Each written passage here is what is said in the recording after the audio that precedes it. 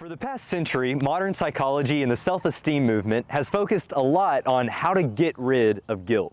Many say the solution is to develop a resilient inner conscience so that we can simply suppress the guilt and feel good about ourselves again. Or, as one counselor put it, we need to just throw our guilt to the wind.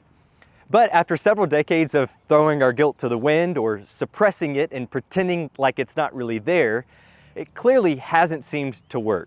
Society hasn't become any less ridden with anxiety, self-hatred, and depression. So what's the solution? Well, in Psalm 32, David shares his personal experience with guilt. In verses 3 and 4, he describes how when he kept silent about his sins, it felt like he was dying on the inside. His bones wasted away. He was weighed down by his heaviness that hung over his soul. His strength and vitality were sapped as by the summer heat, and it felt as if he was lifeless.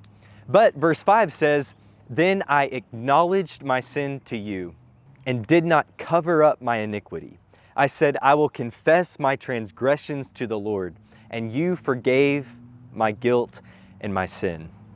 And from there, David goes on to celebrate the good news of God's forgiveness. That although acknowledging our failures can be scary, we have nothing to fear in revealing the darkest parts of ourselves to God. He says that if we come to Him with open hearts, God won't exploit our vulnerability. Rather, He'll protect us from the waves of guilt and shame that come rushing in. And He won't voice His disappointment or frustration. Rather, He'll surround us with songs of deliverance and unfailing love until we're convinced of His forgiveness. When we acknowledge our sins, God responds with affection.